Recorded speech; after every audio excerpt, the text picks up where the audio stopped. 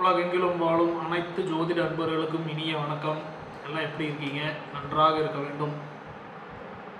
வருகின்ற மார்ச் 29ஆம் தேதி 2025ஆம் வருடம் நடக்க இருக்கின்ற சனிப்பெயர்ச்சியின் பலன்களை நாம் ஒவ்வொரு ராசியாக பார்த்து கொண்டு வந்திருக்கிறோம்.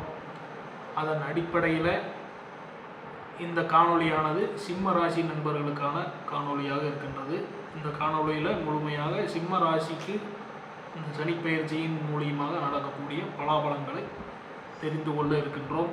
முதல்ல சொன்ன மாதிரி தான் இன்னும் நிறையா நண்பர்கள் நம்மளோட வீடியோவை சப்ஸ்கிரைப் பண்ணாமல் பார்த்துட்ருக்கீங்க. வீடியோவை நிறையா பார்க்குறீங்க, ஆனால் சப்ஸ்கிரைப் பண்ணாமல் பார்க்குறீங்க. இது இருவருக்குமே ஒரு யாருக்குமே ஒரு முன்னேற்றம் கிடைக்காத ஒரு வகை.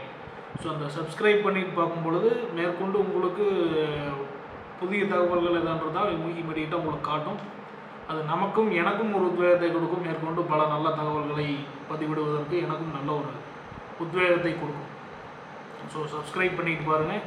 ஆன்லைன் கன்சல்ட்டிங் தான் நம்ம நிறையா இப்போ பார்த்துட்ருக்கோம்.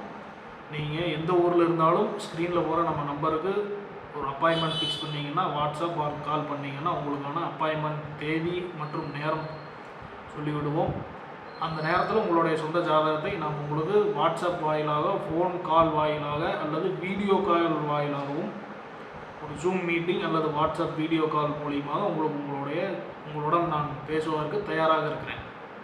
ஸோ தேவைப்படும் நண்பர்கள் ஸ்க்ரீனில் போகிற நம்பருக்கு அப்பாயின்மெண்ட் ஃபிக்ஸ் பண்ணிக்கங்க.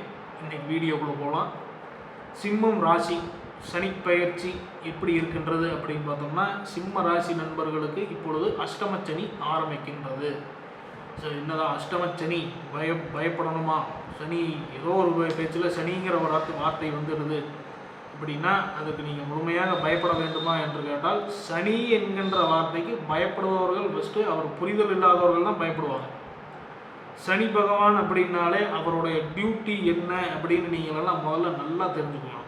சனி பகவானுடைய டியூட்டி என்ன அப்படின்னா, ஒரு மனிதன் தன்னுடைய வாழ்நாளில் செய்த அனைத்து செயல்களுக்கும் எப்படிங்க தான் வாழ்நாளில் செய்த அனைத்து செயல்களுக்கும் அந்த செயல்களிலே இருக்கக்கூடிய நல்லவை கெட்டவை இவை இரண்டுகளையும் பிரித்து பார்த்து எவ்வளோ நல்லது செய்திருக்கிறார், எவ்வளோ கெட்டது செய்திருக்கிறார், இந்த இரண்டு சாப்டர்களுக்குமான பலன்களை அந்த ஜாதகருக்கு வழங்குவது தான் சனி பகவானுடைய தன்மை. இப்போ நீங்கள் அதிகப்படியான நல்லது செஞ்சுருக்கிறீங்க அப்படின்னா அந்த நல்லதுக்கான பரிசுகளை உங்களுக்கு அள்ளி தருவார்.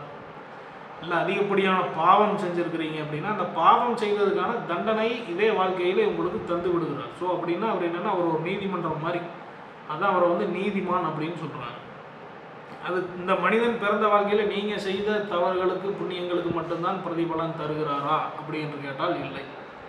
இப்போ நம்மளுடைய மூதாதையர்கள், நம்மளுடைய பெற்றோர்களாகட்டும், அவர்களுக்கு முன்னோர்களாகட்டும், இந்த முன்னோர்கள் செய்த பாவ புண்ணியங்களுக்கும் அந்த பலன்களை பொதுவாக அந்த பலன்களை அனுபவிப்பதற்குத்தான் நம்ம இந்த உலகத்தில் பிறப்பெடுத்தே வந்திருக்கிறோங்கிறது ஒரு நிதர்சனமான உண்மை.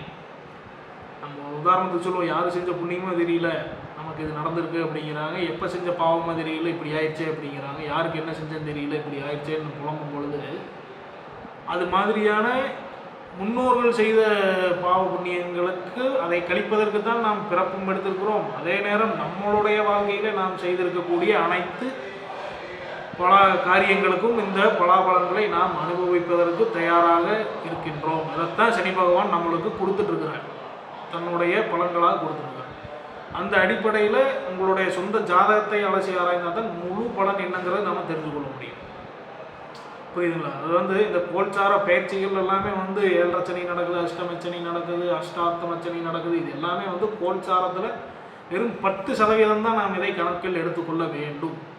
பாக்கி 90% உங்களுடைய சொந்த ஜாதகம். சொந்த ஜாதகம் எப்படி இருக்குது, உங்களுடைய பிறப்பு நேரத்தில் கிரகங்களின் நிலைகள் எப்படி இருக்கிறது, என்ன லக்னம், என்ன ராசி, என்ன நட்சத்திரம், லக்ன புள்ளி எங்கே, என்ன திசை, தற்பொழுது என்ன திசை நடந்து கொண்டு இருக்கிறது, திசை நடத்தக்கூடிய கிரகம் தற்பொழுது இருக்கக்கூடிய நிலை என்ன, இவைகளை எல்லாம் ஆராய்ந்தால் மட்டுமே தான் ஜாதகரனுடைய முழு பலனை நாம் எடுத்து முழுமையாக தெரிந்து கொள்ள முடியும்.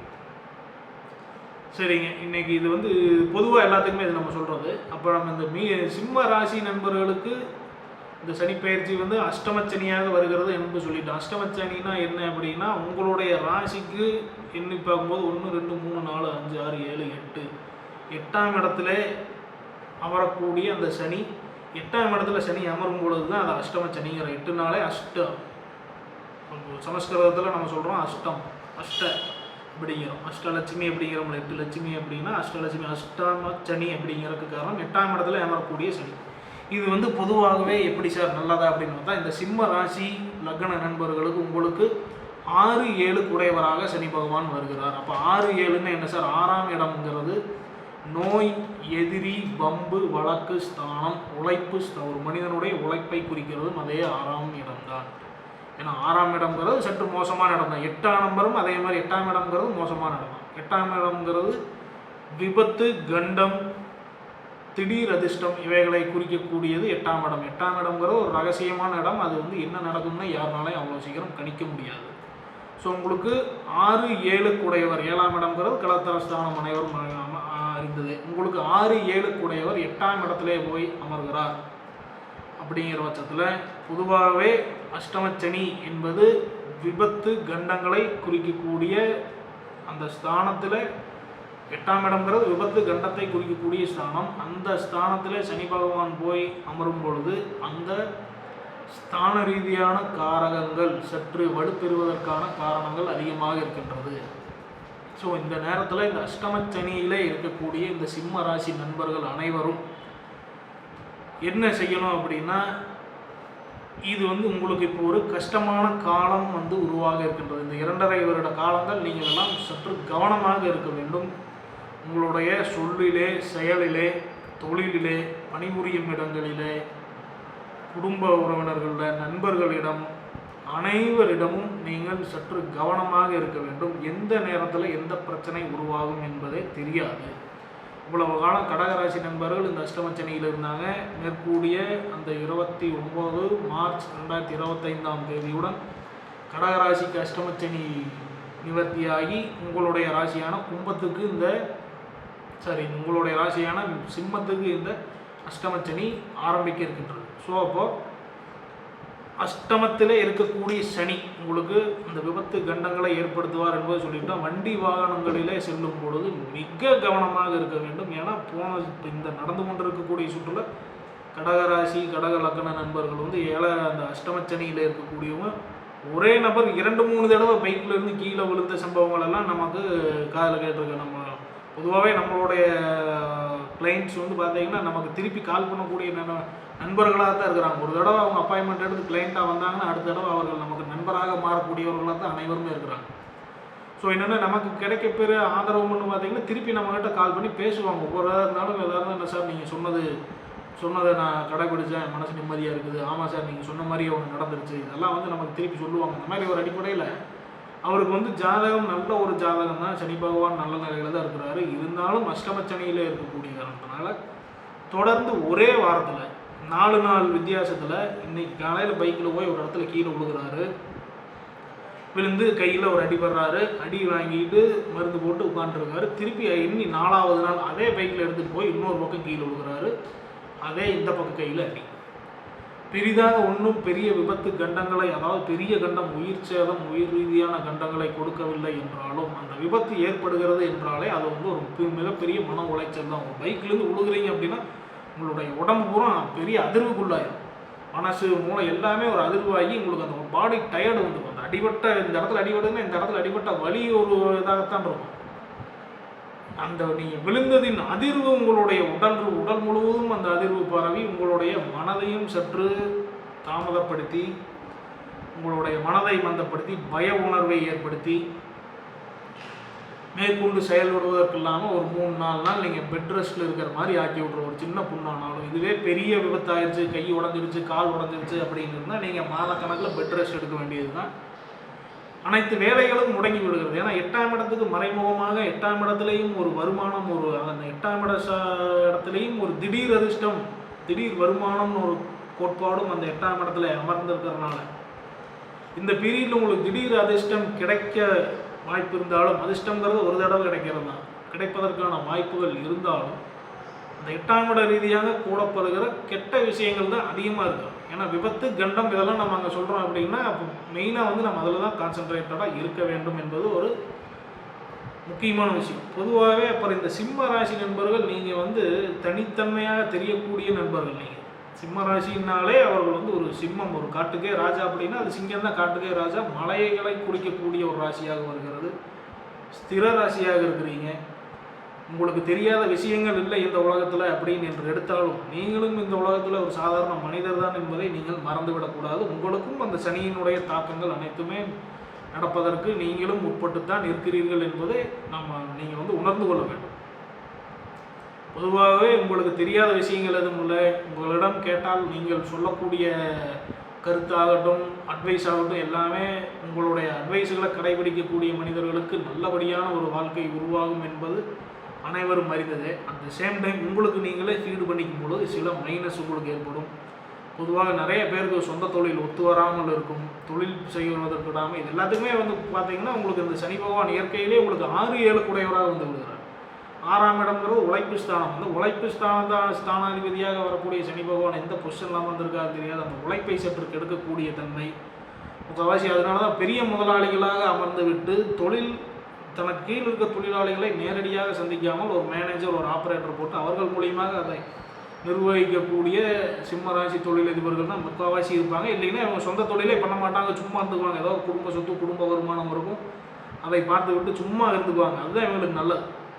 நேரடியாக இவர்கள் லேபரோட கான்டாக்டுக்கு போகையில் இவங்களுக்கு வந்து எப்போவுமே வந்து பார்த்திங்கன்னா பீக் ஆஃப் பர்ஃபெக்ஷன் அப்படிங்கிறது தான் இவர்களுடைய ஒரு கருத்தாகவே இருக்கும் இந்த சிம்மராசிக்கு. அதாவது பர்ஃபெக்ஷனில் பீக், அதாவது எந்த ஒரு விஷயத்தை செய்தாலும் அதை ரூல்ஸ் அண்ட் ரெகுலேஷன் படி செய்யணும்னு நினைக்கக்கூடிய ஒரு சிம்மராசி நண்பர்கள் 98% பேர் அப்படி தான் இருப்பாங்க. பணிபுரியும் இடத்துலையும் இவர்களுக்கு சிக்கல் அங்கே தான். இப்படித்தான் செய்யணும் ஒரு ப்ரொசீஜர் அப்படின்னு இவங்க ஒரு பெரிய நிறுவனத்தில் ஒரு வேலையில் இருப்பாங்க. அந்த ஓனரே ஒன்று சொல்லுவார், பரவாயில்ல இப்படி பண்ணுப்பா அப்படின்னு சொல்லுவார். ஆனால் இவர்களுடைய மனதுக்கு அந்த கருத்தை ஏற்றுக்கொள்ள முடியாது. சிம்ம ராசி லக்னத்தில் பிறந்த இருவருக்குமே தான் இல்லை, இந்த வேலை இப்படி செய்யக்கூடாது, இப்படி செய்கிறது தப்பு, இது வந்து ரூல்ஸுக்கு எகெயின்ஸ்ட் த ரூல்ஸ் இது வருது, இந்த பணியை இந்த ப்ரோட்டோக்காலில் செஞ்சால் மட்டும்தான் இந்த பணி கரெக்ட் அப்படிங்கிறது உங்களுக்கு தெரிஞ்சிருக்கும். அந்த நிறுவனத்துடைய ஓனரே உங்கள்கிட்ட சொல்லுவார், பரவாயில்ல நான் சொல்கிறத நீ செய்யணும். நீங்கள் அவர்களிடமும் நீங்கள் அவங்களுக்கே கிளாஸ் எடுக்கக்கூடிய வல்லமை உங்களுக்கு இருக்குது. இதனால் உங்களுக்கு பாதகங்களும் ஏற்படும். அப்போ அந்த ஓனர் என்ன நினைப்பார், இவன் நான் சொல்கிற வேலையை செய்கிறவரும் எங்களோட இருந்தால் போதும், எனக்கு ஐடியா சொல்கிறவர் வேண்டாம்னு தான் பல முதலாளிகள் நினைப்பாங்க. ஸோ பணிபுரியும் இடத்துல இருக்கக்கூடிய சிம்மராசி நண்பர்கள் உங்களுக்கு இருக்கக்கூடிய அறிவு உண்மைதான், அது உங்கள்கிட்ட தான் இருக்குது. உங்களுக்கு நீங்கள் தெரிஞ்சிருக்கிற ரூல்ஸ் அண்ட் ரெகுலேஷன், நீங்கள் செயல்படணும்னு நினைக்கிறது எல்லாமே கரெக்டு தான். ஆனால் இந்த உலகத்தில் நீங்கள் வாழணும்னா என்ன பண்ணணும், நீங்கள் சர்வைவல் பண்ணணும்னா என்ன பண்ணணும் அப்படின்னா, உங்களை சுற்றி இருப்பவர்கள் எப்படி இருக்கிறாங்களோ எல்லாரும், அதாவது ஒரு பழமொழி சொல்லுவாங்க கிராமத்தில், எல்லாரும் கோமணத்தை கட்டிகிட்டு இருக்கையில், சரி எல்லாருமே அம்மனமாக இருக்கையில் நம்ம மட்டும் கோமணம் கட்டியிருந்தோம்னா நம்ம வந்து கேனையன் ஆயிரும் அப்படின்னு ஒரு உதாரணம் சொல்லுவாங்க. அந்த மாதிரி எல்லாரும் வந்து என்ன செய்கிறாங்களோ அதை நீங்கள் உங்களுக்கு அந்த ரூல்ஸ் அண்ட் ரெகுலேஷன் உங்களுக்கு தெரிந்தாலும் நீங்கள் அதை சற்று அட்ஜஸ்ட் பண்ணி கொண்டு அவர்களோடெல்லாம் சின்ன ஒரு அட்ஜஸ்ட்மெண்ட்டில் இருக்கும் பொழுது தான் உங்களுக்கு வாழ்க்கையில் வெற்றி கிடைக்கும். நீங்கள் அப்போ தான் நிரந்தரமான உங்களுக்கு கரியர் செட் ஆகுங்கிறது இந்த சிம்மராசி பல நண்பர்கள் நான் பார்த்துட்டேன். வேலையை விட்டு வெளியே வந்துட்டேன் சார், வேலையை விட்டு வெளியே வந்துட்டேன் சார், நிறைய சொல்லுவாங்க. மெயினாக ரீசன் என்னென்னு பார்த்தீங்கன்னா, அவங்க நினைக்கிறத அங்கே செய்ய முடியலன்னு நினைப்பாங்க. ஆனால் அவங்க நினைக்கிறது கரெக்டாக தான் நினைப்பாங்க. அவங்க நினைக்கிறது தான் அந்த நிறுவனத்துக்கும் நல்ல பெரிய லாபத்தை எட்டி கொடுக்கும். ஆனால் தற்காலிகமாக அதை யாரும் ஏற்றுக்கொள்ள மாட்டாங்க. இது யாரும் சரியான ரூல்ஸ் ராமானுஜமாக இருக்காங்க அப்படிங்கிறதெல்லாம் சொல்லுவாங்க. இதெல்லாம் வந்து இந்த சிம்மராசி நண்பர்கள் தான் இந்த பெயரெல்லாம் வாங்கியிருப்பாங்க அவர்கள் பணிபுரியும் இடத்துல.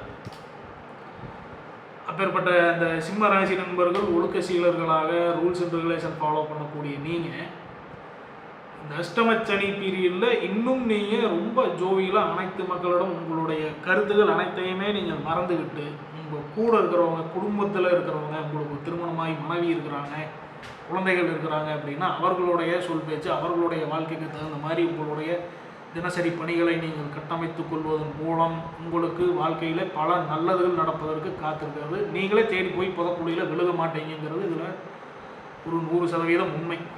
ஸோ உங்களுடைய பெற்றோர்கள் இருக்கிறாங்க, அம்மா அப்பா இருக்காங்க, தாத்தா பாட்டி இருக்காங்கன்னா அவர்களுடைய சொல் பேச்சையெல்லாம் இப்பொழுது நீங்கள் கேட்க வேண்டும். ஏன்னா உங்களுடைய சுய புத்தியிலே சுய முடிவிலே நீங்கள் செல்லும் பொழுது சில பல நீங்கள் நல்லதுன்னு உங்களுக்கு நல்லதும் கிடைக்கும், அட் த சேம் டைம் ஏதாவது ஒரு புதக்குழியிலும் போய் விழுவதற்கான வாய்ப்புகள் இருக்குது. அப்படின்னா நீங்கள் என்ன பண்ணணும் அப்படின்னா, உங்களுடைய முடிவுகளை சற்று தள்ளி வைத்துவிட்டு நீங்கள் அடுத்தவர்களுடைய பேச்சை கேட்டு இந்த காலகட்டங்களில் இந்த வரக்கூடிய 2.5 வருட காலங்கள் வாழும் பொழுது ரொம்ப நல்லது. மெயினாக பிரயாணங்கள் தவிர்த்துருங்க. எங்கேயுமே தூரதேச பிரயாணம் செல்ல வேண்டாம். வண்டி வாகனங்களில் காரில் ஒரு 500 கிலோமீட்டர் போகணும் சார், இங்கேருந்து இப்போ நான் ஒரு உதாரணத்துக்கு கோயம்புத்தூரில் இருக்கேன், நான் சென்னை வரைக்கும் போகணுன்னா 500 கிலோமீட்டர் காரில் ட்ராவல் பண்ணாதீங்க, பஸ்லையும் ட்ராவல் பண்ணாதீங்க. முடிஞ்ச வரைக்கும் ட்ரெயின் வந்துருக்கு, ஃப்ளைட் இருக்குது, இதை பிடிச்சி இந்த மாதிரி விஷயங்களில் போய்க்குங்க.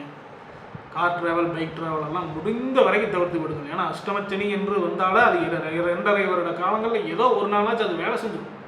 விபத்துக்கு அதுக்கு நம்ம உள்ளாகத்தான் செய்வோம், அதன் ரீதியாக கண்டங்களும் உருவாகிவிடும். ஸோ இவைகளையெல்லாம் நீங்கள் தவிர்த்து கொள்ள வேண்டும். உங்களுடைய வாயிலிருந்து வரக்கூடிய வார்த்தைகள் உங்கள் குடும்ப உறுப்பினர்களிடம் கவனமாக இருக்க வேண்டும். ஏன்னா 8ஆம் இடம்ங்கிறது 7ஆம் இடத்துக்கு 2ஆம் இடம். 7ஆம் இடம்ங்கிறது உங்களுடைய கலத்தரஸ்தானம். 7ஆம் இடத்துக்கு 2ஆம் இடம் உங்களுடைய மனைவிக்கு இருக்கக்கூடிய குடும்ப வாழ்க்கையிலே உங்களுடைய சனி போய் அமர்ந்திருக்கிறார். அப்படிங்கிற உங்கள் கணவன் மனைவிக்கு இடையே சற்று கவனமாக உங்களுடைய பேச்சுக்கள் கவனமாக இருக்க வேண்டும். இதையெல்லாம் நீங்கள் கேர்ஃபுல்லாக பார்த்து கொள்ளும் பொழுது இந்த அஷ்டமச்சனியிலிருந்து விடுபடலாம். மெயினாக வண்டி வாகனங்கள் பிரயாணங்களை தவிர்த்து விட வேண்டும். புதிய முதலீடுகள் செய்யவே கூடாது, செய்ய வேண்டாம், தவிர்த்து விடுங்கள். சிம்ம ராசி நண்பர்கள், உங்களுக்கு ஆல்ரெடி பிஸ்னஸ் போயிட்டு இருக்குது. இதன் ரீதியாக அடுத்து ஒரு ஆர்டருக்காக நான் பேமெண்ட் உள்ளக்குள்ளே இப்போ ஒரு ஆல்ரெடி எனக்கு ஓடிட்டு இருக்கிற பிஸ்னஸ் தான். அதில் இப்போ ஒரு உதாரணத்துக்கு ஒரு டன் வியாபாரம் மாதம் 1 டன்னுக்கு ஏதோ பொருள் வியாபாரம் பண்ணி கொண்டிருக்கிறேன். இப்போ எனக்கு இந்த மாதம் ஒரு 1.5 டன்னாக கேட்குறாங்க. ஆல்ரெடி வாங்கிட்டு இருக்கிற பார்ட்டி தானே. அதுக்கு நீங்கள் ஒரு சிறிய கடன் வாங்கி இன்னொரு சரிவாதி மூலப்பொருள் நீங்கள் அதிகமாக தயாரிக்க போகிறீங்க, அதுக்கு நீங்கள் கடன் வாங்கலாம். புதிதாக போய் நான் ஒரு பையரை பிடிக்க போகிறேன், புதிதாக ஒரு தொழில் ஆரம்பிக்க போகிறேன், புதிதாக ஒரு வண்டி வாகனம் வாங்க போகிறேன் அப்படின்னா இந்த காலகட்டங்களில் நீங்கள் செய்வது ஒரு தவறான விஷயம். இந்த காலகட்டங்களில் நீங்கள் புதிய முதலீடுகள், புதிய அறிமுகத்தினாலே நீங்கள் உருவாக்க போகிற முதலீடுகள், புதிய பார்ட்னர்ஸ், இந்த மாதிரியான சம்பவங்களை எல்லாம் நீங்கள் தவிர்த்து விட வேண்டும். வண்டி வாகனங்கள் மெயினாக தெரியாத நபர்களுடைய வண்டியில் போகாதீங்க. திடீர் பழக்கம், கூப்பிட்றாரு, ஒரு நாள் வாங்க, பழகி ஒரு வாரம் ஆச்சு, 10 நாள் தான் ஆச்சு, வண்டியில் கூப்பிட்றாரு அப்படின்னா அதெல்லாம் தவிர்த்து விடுங்கள். தவிர்த்து விட்டு இருக்கும்போது உங்களுக்கு நல்ல செய்திகள் நடக்க வரும். ப்ளஸ் அப்போது உங்களுக்கு ஸ்தான ரீதியாக அடுத்தது என்ன நடக்க போகிறது, உங்களுடைய 8ஆம் இடத்துல அமர்ந்து ஸ்தான ரீதியான பலன்கள் என்ன செய்ய போகிறார் அப்படின்னா, அந்த 8ஆம் இட ஸ்தான ரீதியான பலன் தான் இப்போ நம்ம சொன்னோம். பார்வைப்படக்கூடிய ஸ்தானங்களில் என்னென்ன நடக்க இருக்குன்றது என்பதை இப்போ நம்ம வரிசையை பார்க்கலாம். உங்களுக்கு அந்த 8ஆம் இடத்துல அமர்ந்திருக்கக்கூடிய சனி பகவானானவர் தன்னுடைய 3ஆம் பார்வையாக உங்களுடைய 10ஆம் இடத்தை பார்க்கிறார். நல்லா கவனிச்சுங்க, 3ஆம் பார்வையாக 10ஆம் இடமான தொழில் ஸ்தானத்தை பார்க்கிறார். அப்போ உங்களுடைய தொழில் ஸ்தானத்தை சனி பகவானுடைய பார்வை தொழில் ஸ்தானத்தில் விழும் பொழுது உங்களுடைய தொழிலிலே சற்று மந்தத்தனம், ஏதாவது ஒரு நீங்கள் எதிர்பார்க்கக்கூடிய ஒரு சாட்டிஸ்ஃபேக்டரி மூமெண்ட் இந்த காலகட்டங்களில் கிடைக்காது. அதுக்காக தொழில் லாஸ் ஆகிருமா சார்னா அப்படி கிடையாது. அதாவது ஒரு பெரிய தொழில் ரீதியாக பெரிய எதிர்பார்ப்புகள் இல்லாமல் நீங்கள் இந்த 2.5 வருட காலங்கள் இருந்து வரும் பொழுது பெரிய மன கஷ்டங்களிலிருந்து நீங்கள் வெளியே வரலாம். நீங்கள் எதிர்பார்த்தது நடக்காது. நீங்கள் இன்றைக்கி நல்ல வியாபாரம் வரணும்னு நீங்கள் இன்றைக்கி உங்கள் தொழில் காலையில் 9 மணிக்கு உங்கள் ஆஃபீஸில் நீங்கள் 8 மணிக்கு கிளம்பி போகிறீங்க, அங்கே போயிட்டு ஓப்பன் பண்ணிவிட்டு இன்றைக்கி எனக்கு பெரிய லாபம் வரணும் அப்படின்னு நீங்கள் எதிர்பார்த்து வரும்பொழுது அந்த அன்னைக்கு கடைக்கோ உங்களுடைய நிறுவனத்துக்கோ ஒருத்தர் வரமாட்டாங்க. அன்னைக்கு டர்ன் உங்களுக்கு 0வாக இருக்கும். ஸோ அந்த பெரிய எதிர்பார்ப்பு இல்லாமல் இருக்கும். அதே மாதிரி நீங்கள் போகும் பொழுது இன்றைக்கி என்ன சரியா எப்போ வர மாட்டேங்கிறேன், இன்றைக்கி போய் உட்காந்து பார்ப்போம் அப்படின்னு சொல்லிட்டு நீங்கள் எந்த எதிர்பார்ப்பும் இல்லாமல் அதே மாதிரி போயிட்டு நீங்கள் கடையை திறந்துட்டு உட்காரும் பொழுது மிகப்பெரிய வியாபாரம் உங்களுக்கு கிடைக்க காத்திருக்கும். அன்னைக்குன்னு பார்த்து உங்களுக்கு கஸ்டமர்ஸ் குவிவாங்க, நல்லபடியான உங்களுக்கு வருமானம் அந்த அன்னைக்கு இருக்கும். இதுதான் தொழில் ரீதியாக ஒரு 10ஆம் இடத்தை பார்ப்பதன் ரீதியாக என்ன பலன்கள் நடக்கும்போது அப்படின்னா இதுதான். நீங்கள் மனசார எதிர்பார்த்தீங்க அப்படின்னா ஏமாத்திடுவார். நீங்கள் ஒன்றுமே எதிர்பார்க்கல, இருக்கிறது நடக்க எப்பவும் போல இருக்கட்டும் அப்படின்னு சொல்லிட்டு போகும்போது சில பல வருமானங்கள் உங்களுக்கு உள்ளே வருகின்றது.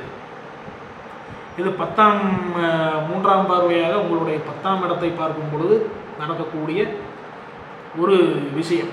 அப்போ அடுத்தது அங்கே அவருடைய 7ஆம் பார்வையாக உங்களுடைய தனஸ்தானமான 2ஆம் இடத்தை பார்க்குறார். அப்போது ஒரு மனிதனுக்கு தொழில் எப்படி நல்லா நடக்குதோ அந்த தொழில் நடப்பதன் அந்த ஜீவனத்தின் காரணமாகத்தான் தனம் உருவாகிறது, தனப்புழக்கம் ஏற்படுகிறது. அப்போ அந்த தனப்புழக்கத்தை நமக்கு உணர்த்தக்கூடிய அந்த 2ஆம் பாவத்தை அந்த சனி பகவானவர் பார்க்கும் பொழுது, அப்போ அந்த தனஸ்தான ரீதியாக அது வந்து அந்த 2ஆம் இடம் வெறும் தனஸ்தானமாக மட்டும்தான் இருக்கிறதா என்று பார்த்தால் இல்லை, தனம், குடும்பம், வாக்கு ஸ்தானமாக அந்த ஸ்தானங்கள் இருக்கும்போது, அதான் ஃபஸ்ட்டு சொன்ன பார்த்தீங்களா, அந்த வாய் வார்த்தைகளிலும் நீங்கள் கட்டுப்பாடுடன் இருக்க வேண்டும் என்றால், ஏன்னா அந்த மீனத்தில் அமர்ந்து நேராக கன்னியான உங்களுடைய 2ஆம் இடத்தை பார்க்குறாரு 7வது பார்வையாக. அப்போ உங்களுடைய வாயிலிருந்து ஒதுக்கக்கூடிய வார்த்தைகள் சற்று ஏதானும் யாராவது ஒருத்தர் காயப்படுத்துகிற மாதிரி உங்களுக்கு அதே குடும்பஸ்தானமாகவும் அதே 2ஆம் இடம் தான் வருகிறது. அப்போ உங்கள் குடும்பத்தில் நீங்கள் உச்சரிக்கக்கூடிய ஏதாவது ஒரு சில பல தவறுதலான வார்த்தைகள் வந்து அது ஒரு பிரச்சனையை ஏற்படுத்துவதற்கான காரணமாக மாறிவிடுகிறது. அப்போனா நீங்கள் என்ன பண்ணணும் அப்படின்னா, அதாவது பொதுவாகவே உங்களுக்கு அஷ்டம சனியினுடைய பிடியில் நீங்கள் இருக்கிறீர்கள். வாய் நாவடக்கம் தேவை. உங்களுடைய சிந்தனைகள் நீங்கள் பொதுவாக வந்து நாவடக்கம் செய்து கொள்வது நல்லது. அதே மாதிரி முதல்ல சொன்ன மாதிரி இந்த வண்டி வாகன பிரயாணங்கள் இதெல்லாம் தவிர்த்துறது நல்லது. மெயினாக அந்த 2ஆம் இட ரீதியாக நாவடக்கம் செய்து கொண்டால் உங்களோட குடும்பத்திலே நல்ல, அதாவது பிரச்சனை உருவாகாமல் இருக்கும். நல்லது நடக்குங்கிறத விட பிரச்சனை உருவாகாமல் இருக்கும். அப்போது அந்த 10ஆம் இட ரீதியாக உங்களுக்கு அந்த எதிர்பார்ப்பு இருந்தால் தொழில் நல்லா நடக்காது, எதிர்பார்ப்போடு இல்லைன்னா தொழில் நல்லா நடக்கும் அப்படின்னு நம்ம சொல்கிறோம். அதே தான் தன ரீதியான அந்த 2ஆம் இடத்தை பார்க்கும் பொழுது நடக்கக்கூடிய சம்பவங்களும். அப்போ நீங்கள் அந்த தனத்தை கையாளும் பொழுது எந்த ஒரு பெரிய எதிர்பார்ப்பும் இல்லாமல் ஒரு இதனால் வரைக்கும் ஒரு சின்ன கையில் என்கிட்ட ஒரு பணம் இருக்குது சார், நான் வந்து இப்போ ஒரு இடம் விற்றேன், என் கையில் ஒரு 20 லட்சம் 30 லட்சம் பணம் வந்துருச்சு, இதை கொண்டு போய் நான் வேறு ஏதாச்சும் இன்வெஸ்ட் பண்ணலாமான்னு பார்க்குறேன் அப்படின்னா இந்த 2.5 வருட காலங்களுக்கு அதை நீங்கள் செய்யவே கூடாது. ஆல்ரெடி நான் இன்வெஸ்ட் பண்ணி வச்சுருக்கேன் சார், இப்போ எனக்கு அஷ்டம சனி வருது, என்ன பண்ணலாம், போட்ட இன்வெஸ்ட்மெண்ட்டை திருப்பி எடுத்துடலாமா, அது வேண்டாம், அது விட்டுருங்க. நீங்கள் அது இன்வெஸ்ட் பண்ணி வச்சு இந்த காலங்களில் நீங்கள் பண்ணலை, இதுக்கு முன்னாடியே பண்ணிட்டீங்க. அதற்கான பலனை இப்போ நீங்கள் அனுபவிக்க போகிறீங்க. லாபத்துடன் வந்தால் உங்களுடைய மனது தான், லாபத்துடன் நான் அந்த பணத்தை எடுப்பேன் அப்படின்னா நீங்கள் லாபத்தோடு எடுங்க. இல்லை நான் லாபம் பண்ண முடியாதுன்னு தெரிஞ்சிருச்சு, நான் அசலை மட்டும் எடுத்துறேன்னா நீங்கள் அசலை மட்டும் எடுத்துறது உங்களுக்கு ஒரு புத்திசாலித்தனம். ஸோ அந்த 2ஆம் இட ரீதியாக நீங்கள் நல்லா உஷாராக இருக்க வேண்டும். ஏன்னா உங்களுடைய நாக்கு வந்து தேவையில்லாத வார்த்தைகளை ஏதாவது பேசிவிட்டீங்கன்னா குடும்ப ரீதியான பிரச்சனைகள் எதுவும் உருவாகிவிடும். உங்களுடைய கணவன் மனைவிக்குள்ளே அந்யோன்யம் கெட்டு போவதற்கான வாய்ப்புகள் இருக்கின்றது. ஸோ அதனால் அதில் நீங்கள் கேர்ஃபுல்லாக இருங்க. தொழில் ரீதியாக கெட்டு போனாலும் கலத்தரத்தில் சில பல பிரச்சனைகள் ஏற்படுவது அனைத்து மனிதர்களுக்குமே காமனான விஷயம். ஸோ அதனால் நீங்கள் அந்த விஷயத்தில் கவனமுடன் இருக்க வேண்டும். ப்ளஸ் அதுபோக உங்களுடைய 5ஆம் இடத்தை பார்க்கின்றார். தன்னுடைய 10ஆம் பார்வையாக 5ஆம் இடத்தை பார்க்கின்றார். 5ஆம் இடம்ங்கிறது பூர்வ புண்ணிய ஸ்தானம், குழந்தைகள் ஸ்தானம் என்றெல்லாம் நம்ம அதை கூறலாம். உங்களுக்கு பூர்வ புண்ணியத்தில் நடந்திருக்கக்கூடிய பல பிரச்சனைகளுக்கெல்லாம் இப்பொழுது ஒரு தீர்வு கிடைக்கும்.